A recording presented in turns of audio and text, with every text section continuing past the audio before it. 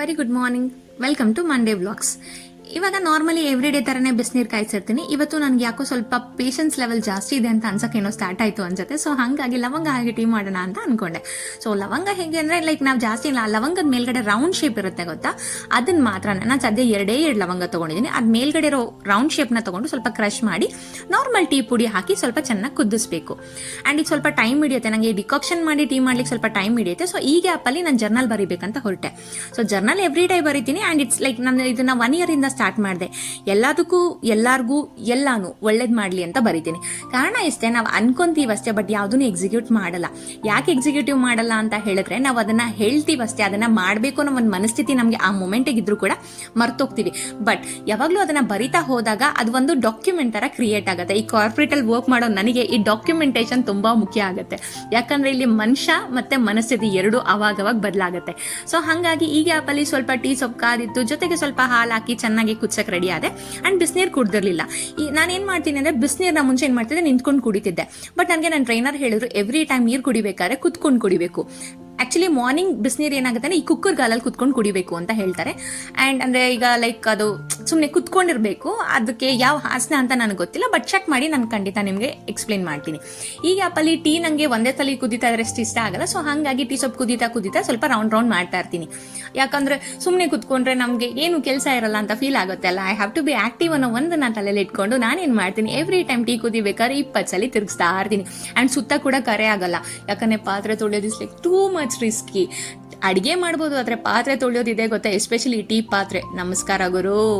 ಜೊತೆಲೆ tea ಸೊಪ್ಪು ಕಾದಿತ್ತು, ಸ್ವಲ್ಪ ಟ್ರೈಪೋಡ್ನ ready ಮಾಡ್ಕೊಳ್ತಿದ್ದೆ, ಯಾಕಂದ್ರೆ ನಾನು ಕಾಫಿ ಸೋಸೋದು ಕಾಣಿಸ್ತಾ ಇರಲಿಲ್ಲ. ಸೊ ಈಗ ಏನ್ ಮಾಡ್ತೀನಿ, ಕಾಫಿ ಸೋಸ್ಕೋತೀನಿ. ಕಾಫಿ ಸೋಸ್ಕೊಂಡ್ಮೇಲೆ ಒಂದು ಯೋಚನೆ ಆಗುತ್ತೆ, ನಾನು ಇನ್ನೂ ಆಚೆ ಹೋಗಿ ಕಸ ಗುಡಿಸಿ ರಂಗೋಲಿ ಬಿಟ್ಟಿಲ್ಲ ಅಂತ. ಈ ಗ್ಯಾಪಲ್ಲಿ ಯೋಚನೆ ಮಾಡ್ತಿದ್ದೆ, ಮತ್ತೆ ಹೋಗಿ ಆಚೆ ಕಸ ಗುಡಿಸಿ ರಂಗೋಲಿ ಬಿಡಬೇಕು. ಆ್ಯಂಡ್ ಮೋರ್ ಓವರ್ ಇದು ಮಂದೆ ಆಗಿರೋದ್ರಿಂದ ನಾನು ಆಚೆ ಅರ್ಶಿನ ಕುಂಕುಮ ಕೂಡ ಹಚ್ಚಬೇಕಾಗಿರುತ್ತೆ. ಸೊ ಸ್ವಲ್ಪ ಬೆಲ್ಲ ಹಾಕೊಳ್ತೀನಿ, ಆ ಪ್ರೆಷರಲ್ಲೇ ಆಚೆ ಹೋಗ್ತೀನಿ. ಆ್ಯಂಡ್ ಮಾರ್ನಿಂಗ್ ವೈಬ್ಸ್ ಹೇಗಿರುತ್ತೆ ಅಂತ ಹೇಳಿದ್ರೆ, ಇಷ್ಟು ಚೆನ್ನಾಗಿರೋ ರಂಗೋಲಿನ ಮತ್ತೆ ಅಳಿಸ್ಬೇಕಲ್ಲ ಅಂತ. ಬಟ್ ಆಪ್ಷನ್ ಇಲ್ಲದೆ ಏನು ಮಾಡ್ತೀನಿ, ಮತ್ತೆ ಕಸ ಗುಡಿಸಿ ಹೊಸ ರಂಗೋಲಿ ಬಿಡಬೇಕು. ಇವತ್ತಾಗಲೇ ಹೇಳಿದ್ದಂಗೆ ಅರ್ಶಿನ ಕುಂಕುಮ ಎಲ್ಲ ಹಚ್ಚಿ ಹೊಸ್ಲನ್ನ ರೆಡಿ ಮಾಡ್ಕೊತಿದ್ದೆ. ಅರ್ಶಿನ ಕುಂಕುಮ ಹಚ್ಚೋದಕ್ಕೂ ಕೂಡ ಸೈಂಟಿಫಿಕ್ ರೀಸನ್ ಇದೆ, ಆದರೆ ಅದು ನಮಗೆ ಗೊತ್ತಿರಲಿಲ್ಲ ಅಂತ ಅನ್ಕೊಂಡಿರ್ತೀನಿ. ಅರ್ಶಿನ ಕುಂಕುಮ ಹಚ್ಚೋದು ಆಗಿನ ಕಾಲದಲ್ಲಿ ಯಾವುದೇ ಡೋರ್ ಸೆಕ್ಯೂರಿಟಿ ಇರಲಿಲ್ಲ. ಆ್ಯಂಡ್ ಯಾವುದೇ ಹುಳ ಹುಟ್ಟು, ನಾನು ಕಳ್ಳರ ಬಗ್ಗೆ ಹೇಳ್ತಿಲ್ಲ, ಹುಳ ಜಿರಳೆ ಚಿಕ್ಕ ಚಿಕ್ಕ ಇನ್ಸೆಕ್ಟ್ಸ್ಗಳೆಲ್ಲ ಒಳಗಡೆ ಬರಬಾರ್ದು ಅಂತ ಆಗಿನ ಕಾಲದಲ್ಲಿ ಅರ್ಶಿನ ಹಚ್ತಾ ಇದ್ರು. ಆ್ಯಂಡ್ ಅರ್ಶಿನ ಹಚ್ಚೋದ್ರಿಂದ ಏನಾಗ್ತಿತ್ತು, ಯಾವುದೇ ಚಿಕ್ಕ ಚಿಕ್ಕ ಹುಳಗಳು ಮನೆ ಒಳಗಡೆ ಬರ್ತಾ ಇರಲಿಲ್ಲ. ಆ್ಯಂಡ್ ಆಗಿನ ಕಾಲದಲ್ಲಿ ರಂಗೋಲಿ ಕೂಡ ಅಕ್ಕಿ ಹಿಟ್ಟಲ್ಲಿ ಬಿಡ್ತಿದ್ರಂತೆ. ಅಕ್ಕಿನ ನೆನೆಸಿ ರುಬ್ಬಿ ಅದು ಸೋಸಿ ಅದನ್ನ ಬಟ್ಟೆಯಲ್ಲಿ ಅಂದ್ರೇನು ಆ ರಂಗೋಲಿ ಅಳಿಸದೇ ಇರೋ ತರ ಮಾಡ್ತಿದ್ರಂತೆ. ಆಗಿನ ಕಾಲದವರು ಮನೆ ಒಳಗಡೆ ಹುಳ ಬರಬಾರ್ದು, ಬಟ್ ಆಚೆ ಬಂದಿರೋ ಹುಳುಗಳು ಹಸ್ಕೊಂಡು ಹೋಗ್ಬಾರ್ದು ಅಂತ ಆ ಪ್ರತಿ ಒಂದು ರಂಗೋಲಿ ಬಿಡೋವಾಗ್ಲೂ ಕೂಡ ಅಕ್ಕಿ ಹಿಟ್ಟಲ್ಲಿ ಬಿಡ್ತಿದ್ರು. ಆ ಅಕ್ಕಿ ಹಿಟ್ಟಲ್ಲಿ ಬಿಡ್ತಿದ್ದ ಕಾರಣ ಅವು ಮನೆ ಒಳಗಡೆ ಬರ್ದೆ ಆಚೆ ಇದ್ದಿದ್ದ ರಂಗೋಲಿನೇ ತಿನ್ಕೊಂಡು ಹೋಗ್ತಿತ್ತು ಅನ್ನೋದು ಒಂದು ಸುದ್ದಿ. ಅಂಡ್ ನನಗೆ ನಿಜವಾಗ್ಲೂ ಅದು ಆಕ್ಚುಲಿ ಗೊತ್ತಿಲ್ಲ, ಅದು ನಿಜನ ಸುಳ್ಳ ಅಂತ. ಸೊ ಅದನ್ನ ಕೇಳಿದ್ದೀನಿ ಎಲ್ಲೋ. ಸೊ ಈಗ ಅಪ್ಪಲ್ಲಿ 7ರಿಂದ ಒಂದು ಚಿಕ್ಕ ಚಿಕ್ಕ ಚಿಕ್ಕ ಪುಟ್ಟ ಪುಟ್ಟ ಪುಟ್ಟ ಡಿಸೈನ್ ಮಾಡಿಕೊಂಡು ಒಂದು 7ರಿಂದ ಒಂದು ರಂಗೋಲಿ ಬಿಟ್ಟೆ. ಅಂಡ್ ಅದಕ್ಕೆ ಸ್ವಲ್ಪ ಕೆಮ್ಮಣ್ಣು ಕೂಡ ತುಂಬಿಸ್ದೆ. ಮಂಡೇ ಆಗಿದ್ರಿಂದ ಸ್ವಲ್ಪ ಅರ್ಜೆಂಟಲ್ಲೇ ಎಲ್ಲ ಮಾಡ್ಕೊತಾ ಇರ್ತೀನಿ, ಬಿಕಾಸ್ ಸ್ವಲ್ಪ ಕೆಲಸ ಜಾಸ್ತಿ ಇದೆ ಅಂತ. ತುಳಸಿ ಗಿಡದ ಮುಂದೆ ನಾನು ನಾರ್ಮಲಿ ಬಿಡೋದು ಸ್ಟಾರ್ ರಂಗೋಲಿ, ಯಾಕಂದ್ರೆ ಅದ್ರ ಮೇಲೆ ಲಕ್ಷ್ಮಿ ನೆಲೆಸ್ತಾಳೆ ಅಂತ. ಆ್ಯಂಡ್ ನಮ್ಮನೆ ಹತ್ರ ಅದನ್ನ ಯಾರು ತುಳಿಯಲ್ಲ. ಸೊ ಹಾಗಾಗಿ ಆ್ಯಂಡ್ ಹೊಸ್ಲಿಗೆ ಇವತ್ತು ಹೂವೆಲ್ಲ ಸ್ವಲ್ಪ ರೆಡಿ ಮಾಡಿಬಿಟ್ಟು ರವೆ ದೋಸೆ ಮಾಡೋಣ ಅಂತ ರೆಡಿ ಮಾಡ್ಕೊಂಡಿದ್ದೆ. ಅಂದ್ರೆ ಅದಕ್ಕೆ ಕ್ಯಾಪ್ಸಿಕಮ್ ಪಲ್ಯ ಚೆನ್ನಾಗಿ ಅನ್ಸುತ್ತೆ ಅಂತ ಹೇಳಿ ಕ್ಯಾಪ್ಸಿಕಮ್ ಪಲ್ಯ ರೆಡಿ ಮಾಡ್ಕೊಂಡಿದ್ದೆ. ಒಂದ್ ಕಡೆ ಬಾಣಲೆ ಇಟ್ಕೊಂಡು ರೆಡಿ ಮಾಡ್ಕೊಳ್ತಿದ್ದೆ, ಇನ್ನೊಂದ್ ಕಡೆ ನಾನು ಜೋಳನ ಹಬೆಯಲ್ಲಿ ಅಥವಾ ಸ್ಟೀಮ್ ಅಲ್ಲಿ ಬೇಯಿಸಕ್ ರೆಡಿ ಮಾಡಿದ್ದೆ. ನಾರ್ಮಲಿ ನಾನು ಜೋಳನ ಈ ತಪ್ಪಲೆ ಅಥವಾ ಕುಕ್ಕರಲ್ಲಿ ಬೇಯಿಸಕ್ ಹೋಗೋದಿಲ್ಲ, ಬಟ್ ಸ್ಟೀಮಲ್ಲಿ ಬೇಯಿಸ್ತೀನಿ. ಬಟ್ ನಂಗೆ ಆ ಥರ ಇಷ್ಟ ಆಗುತ್ತೆ. ಸೊ ಇನ್ನೊಂದು ಕಡೆ ಬಾಣಲೆ ಇಟ್ಕೊಂಡಿದ್ದೆ ಅಂತ ಹೇಳಿದೆಲ್ಲ ಇದೆ ಅದು. ಸೊ ಇದಕ್ಕೆ ಏನು ಮಾಡ್ತೀನಿ, ಸ್ವಲ್ಪ ಎಣ್ಣೆ ಉಯ್ಕೊಳ್ತೀನಿ. ಎಣ್ಣೆ ಹಾಕಿ ಸಾಸಿವೆ, ಕಡಲೆಬೇಳೆ, ಜೀರಿಗೆ ಹಾಕಿ ಸ್ವಲ್ಪ ಲೈಟಾಗಿ ಫ್ರೈ ಮಾಡ್ಕೊತೀನಿ. ಆ್ಯಂಡ್ ನಾರ್ಮಲ್ ಒಗ್ಗರಣೆ ಥರನೇ ಇದನ್ನು ಕೂಡ ಮಾಡ್ತೀನಿ, ಏನು ಎಕ್ಸ್ಟ್ರಾ ಏನು ಮಾಡ್ಕೊಳ್ಳೋದಿಲ್ಲ. ಸೊ ಇದೆಲ್ಲ ಸ್ವಲ್ಪ ಆಗ್ತಿದೆ ಅಂತ ಹೇಳ್ದಂಗೆ ಒಂದು ಸ್ವಲ್ಪ ಈರುಳ್ಳಿ ಹಾಕಿ ಫ್ರೈ ಮಾಡ್ತೀನಿ, ಸ್ವಲ್ಪ ಬೆಳ್ಳುಳ್ಳಿನೂ ಮಿಕ್ಸ್ ಮಾಡ್ತೀನಿ, ಆಮೇಲೆ ಕ್ಯಾಪ್ಸಿಕಮ್ ಹಾಕಿ ಲೈಟಾಗಿ ಫ್ರೈ ಮಾಡ್ತೀನಿ. ಈ ಕ್ಯಾಪ್ಸಿಕಮ್ ಸ್ವಲ್ಪ ಸಾಫ್ಟ್ ಆಗಬೇಕು. ಸಾಫ್ಟ್ ಆಗ್ತಿದೆ ಅನ್ನೋ ಟೈಮಲ್ಲಿ ಸ್ವಲ್ಪ ಆ ಕಡೆ ಈ ಕಡೆ ಪಾತ್ರೆಗಳೆಲ್ಲ ಕ್ಲೀನ್ ಮಾಡ್ಕೊತಾ ಇರ್ತೀನಿ. ಸ್ವಲ್ಪ ಸಾಫ್ಟ್ ಆಗಿದೆ ಅನ್ನೋ ಟೈಮಲ್ಲಿ ಸ್ವಲ್ಪ ಶುಂಠಿ ಬೆಳ್ಳುಳ್ಳಿ ಪೇಸ್ಟ್ ಹಾಕ್ತೀನಿ. ಅಟ್ ಲಾಸ್ಟ್ ಒಂದು ಸ್ವಲ್ಪ ಟೊಮ್ಯಾಟೊ. ಈ ಟೊಮ್ಯಾಟೊಲಿರೋ ನೀರು ಆಲ್ಮೋಸ್ಟ್ ಎಲ್ಲ ವಾಟರಿ ಇರುತ್ತೆ ಗೊತ್ತಾ, ಅದೆಲ್ಲ ಸ್ವಲ್ಪ ಸಣ್ಣ ಆಗುತ್ತೆ. ಅಂದ್ರೆ ಈ ಕ್ಯಾಪ್ಸಿಕಮ್ ಎಲ್ಲ ಸ್ವಲ್ಪ ಲೈಟ್ ಆಗಿದ್ದಾಗುತ್ತೆ. ಸ್ವಲ್ಪ ಉಪ್ಪು ಹಾಕೊಂಡು, ಅಂದ್ರೆ ರುಚಿಗೆ ಎಷ್ಟು ಬೇಕೋ ಅಷ್ಟು ಉಪ್ಪು ಹಾಕೊಳ್ಳಿ. ಆಲ್ಮೋಸ್ಟ್ ನಾನು ಮಾಡೋ ಅಡುಗೆಗೆ ಎಲ್ಲದಕ್ಕೂ ಅರ್ಶಿನ ಹಾಕ್ತೀನಿ. ಅಂಡ್ ರೀಸನ್ಸ್ ಏನು ಅಂತ ಮುಂದಿನ ವ್ಲಾಗ್ಸ್ ಅಲ್ಲಿ ಖಂಡಿತ ಹೇಳ್ತೀನಿ. ಸೊ ಅರ್ಶಿನ ಹಾಕಿ ಚೆನ್ನಾಗಿ ಫ್ರೈ ಮಾಡ್ಕೊಂಡೆ. ಅಂಡ್ ಸ್ವಲ್ಪ ಖಾರಕ್ಕೆ ಅಂತ ಅಚ್ಚ ಖಾರದ ಪುಡಿ ಅಥವಾ ಮೆಣಸಿನ ಪುಡಿ ಆಸ್ ಯು ವಿಶ್, ಜೊತೆಗೆ ಸ್ವಲ್ಪ ಗರಂ ಮಸಾಲ ಹಾಕೊಂಡು ಚೆನ್ನಾಗಿ ಫ್ರೈ ಮಾಡಿದೆ. ಆಕ್ಚುಲಿ ನಾನು ಯೂಸ್ ಮಾಡ್ತಿರೋದು ಸ್ಟೀಲ್ ಪಾತ್ರೆ ಆಗಿರೋದ್ರಿಂದ ಅದು ಬೇಗ ಬೇಗ ಅದು ಕೆಳಗಡೆ ಫುಲ್ ಒತ್ತುತ್ತೆ. ಸೊ ಹಾಗಾಗಿ ಸ್ವಲ್ಪ ಹನಿ ನೀರು ಹಾಕೊಂಡಿರ್ತೀನಿ ಅಂಡ್ ಅವಾಗ ಬಾಡಿಸ್ಕೊತಾ ಇರ್ತೀನಿ, ಅದು ಕೆಳಗಡೆ ಹೊತ್ತಬಾರ್ದು ಅಂತ. ರವೆ ದೋಸೆಗೆ ಏನ್ ಸ್ಟಡಿ ಮಾಡ್ಕೊಳ್ತಾ ಇರ್ತೀನಿ, ಜೊತೆಗೆ ಈ ಕಡೆ ಬಾಡಿಸ್ಕೊತಾನೂ ಇರ್ತೀನಿ. ನಾನು ಆಗ್ಲೇ ಹೇಳ್ದಂಗೆ ಈ ತರ ಕೈ ಆಡಿಸ್ತಾ ಇದ್ರೆ ಅದು ಹಾಳಾಗಲ್ಲ.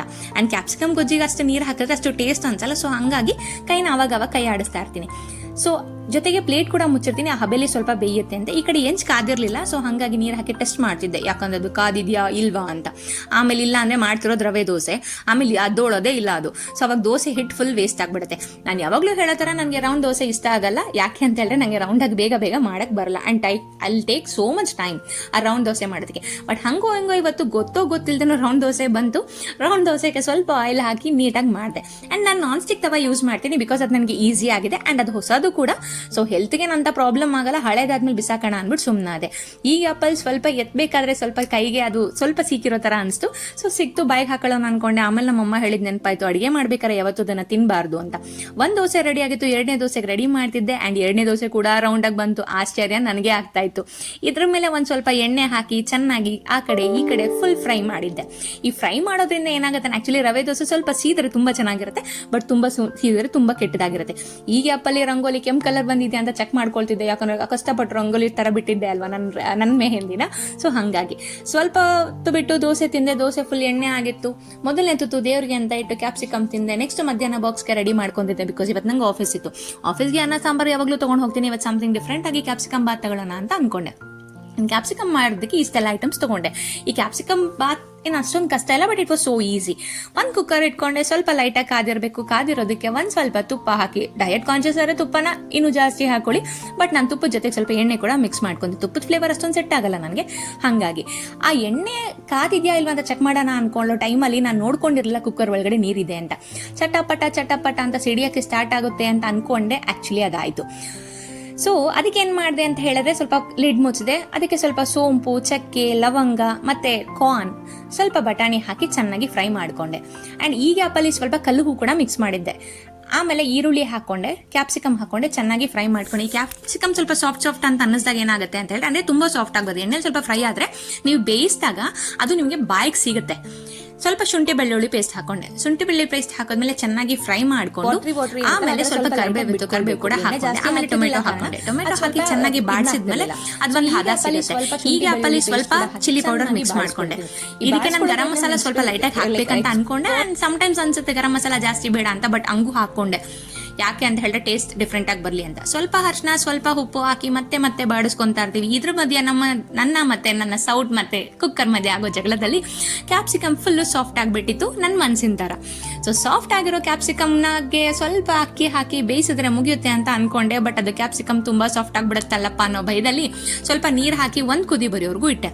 ಈಗ ಆಪಲ್ಲಿ ಅಕ್ಕಿ ತೊಳ್ಕೊಂಡಿದ್ದೆ ಅಂಡ್ ಅಕ್ಕಿ ತೊಳೆದಿರೋ ನೀರನ್ನ ಸ್ವಲ್ಪ ಸೇವ್ ಮಾಡಿಟ್ಟಿರ್ತೀನಿ. ಅಂಡ್ ಯಾಕೆ ಅಂತ ನಾನು ನೆಕ್ಸ್ಟ್ ಬ್ಲಾಗ್ಸ್ ಅಲ್ಲಿ ಹೇಳ್ತೀನಿ.